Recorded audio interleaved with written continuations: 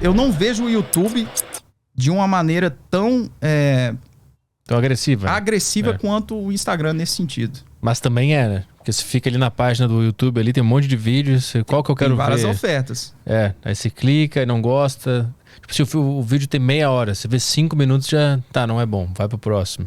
O tempo tem um pouco mais de tolerância no YouTube. Mas né? aí não seria no sentido da própria pessoa tomando ação, né? Porque a gente está sendo treinado dia após dia a ter resultados líquidos, a consumo líquido, né? Eu não posso esperar 30 minutos. Eu preciso ver nos primeiros 5 minutos se isso é interessante, senão eu tô trocando.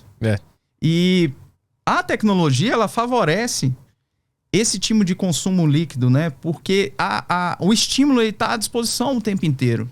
Algumas décadas atrás não era assim, cara. Eu tava até conversando com a minha esposa sobre desenhos e tal, tenho os meus filhos. E, cara, hoje você tem os streams aí, o próprio YouTube. E as crianças, se você não estabelecer limites, elas podem passar o dia inteiro vendo desenhos. Estão ensinando coisa pra elas e tal. E você lembra na nossa época lá, que tipo, tinha TV Globinho, ou era Manchete? Era um espaço fixo e de determinado horário, e depois ao longo do dia você não tinha mais acesso àquele conteúdo, né? Então a gente não era aquele, vou apertar o botão aqui e vou trocar o conteúdo. Que eu já vi meu filho fazer, inclusive. Tipo, não gostou, trocou. Falei, caramba, cara, minha infância ela não foi desse jeito, não. Não tinha como trocar a programação lá, porque era o único desenho que tinha pra ver, cara. É um cassino, né? A gente tá dentro de um cassino, né? Nas redes sociais e streaming, tudo isso é um cassino que tá... E o algoritmo é a banca, né? Que tá vendo o que a gente tá querendo. Exatamente. E aí vale o papel da nossa própria reflexão sobre o consumo dos conteúdos, tá? E eu falar isso sobre o meu filho, eu acho que é muito importante, assim, para quem tem filhos, quem tá assistindo. Tome cuidado com a exposição aos conteúdos de desenho para as crianças, né? Porque mais e mais os pais... Claro que todo mundo tem suas responsabilidades, suas questões, enfim, seus desafios pessoais. Mas o que eu percebo que tem acontecido com muita frequência são pais que acabam delegando para essas ferramentas períodos importantíssimos de convívio com os filhos. É muito conveniente para um pai chegar em casa cansado, e claro, ele tem os seus motivos para isso, estava trabalhando, deixar o filho assistindo a TV, consumindo aqueles conteúdos, do que ter um momento bom com o seu filho. Um pai e uma mãe ter um momento bom com o seu filho, né? Então, e isso é importante para o estabelecimento de vínculo, para a criação de confiança, para a gente pensar num futuro onde os filhos têm um relacionamento melhor com os pais, porque cada vez mais as crianças têm se conectado com as tecnologias de maneira irrestrita.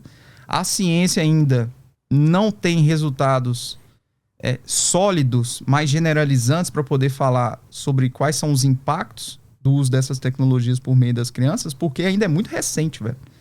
A gente vai saber do impacto disso daqui 30 anos. Talvez mais, né? Mas o pouco que saiu sobre isso tem questões de prejuízo cognitivo das crianças que passam muito tempo utilizando telas. Então, por mais que seja conveniente para um pai e para uma mãe deixar o filho utilizar o celular, o YouTube de maneira irrestrita, saiba que talvez você está comprometendo o futuro do seu filho fazendo isso de maneira irrestrita. Em vários sentidos. O que acontece é que os pais, hoje em dia, eles estão com problemas de lidar com as frustrações dos filhos. Eles não dão conta de ver um filho frustrado.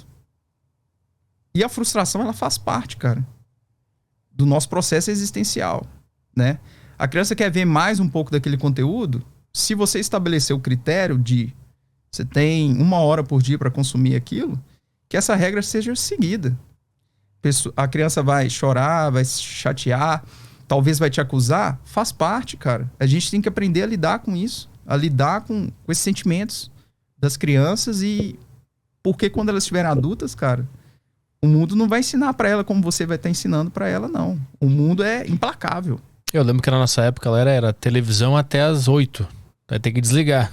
Não pode mais ver, né? Hoje é ilimitado. E se faz mal para nós, que somos adultos, esse negócio de internet, banda larga, infinitas possibilidades. Imagina para criança, né? Que tá com o cérebro em formação ainda. Né? Sim, é impressionante, cara, quando a gente vai... Você já deve ter visto muito isso, quem tá escutando também. A gente vai a alguns restaurantes. Sim. Cara, a criança tá lá no celular, assistindo um conteúdo. Um tablet, às vezes, em cima da mesa. Assim. Levou, assim... Olha só, gente, o que esse cenário nos revela. O filho dessa pessoa, ele não consegue se manter calmo durante 1 hora num lugar diferente. Olha o que essa situação se revela. Então, o nível de agitação mental dessa criança. O que está trazendo a agitação mental? O consumo líquido do conteúdo. Porque eu preciso trocar, até eu ficar minimamente satisfeito. Então, a gente está treinando as nossas crianças para ficarem mais e mais dependentes disso. Se um momento que há a remoção do estímulo, que é, tirei o tablet. Quais são os sintomas? Agitação, nervosismo, o que a gente está falando? Poderia bater com o quê? Abstinência, cara. Abstinência, alcoolismo, sabe? Então, é sério, assim, eu acho que a gente precisa discutir isso num diálogo gigante sobre como a gente tem levado a educação das nossas crianças para o consumo desses conteúdos. E esses conteúdos, muitos deles são produzidos talvez com conhecimento ou aspectos culturais que você não concorde. Você não faz ideia que seu filho está consumindo aquilo. Eu acho que já era. Acho que a gente vai descobrir a cagada daqui a muito tempo. Isso se essas grandes empresas de tecnologia permitirem que a gente descubra, né? Porque eles gostam que a gente passe muito tempo nos aplicativos, né? Quanto mais a gente fica, mais ganha eles ganham, né? Assim, pode parecer que a gente tá fazendo... Que eu tô fazendo um discurso mais de oposição ao consumo desses conteúdos. Não é isso, galera. Eu não queria... Fecha o podcast agora e vai fazer uma coisa interessante na sua vida. Não é isso que eu queria dizer aqui pra vocês. É o seguinte, o consumo consciente, tá? Assim como você pode fazer um consumo consciente, a gente falou das 5 horas de uso lá do celular, assim como você que tá assistindo pode fazer o consumo consciente, seu filho também pode.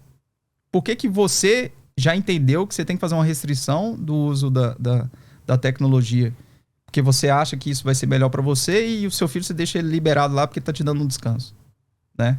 Então, se fizer o consumo consciente, saber o que seu filho tá consumindo, que tá assistindo, tá tudo bem. Eu acho que é saudável, é legal, é divertido, não tem nenhum problema. Boa era a época da conexão de escada.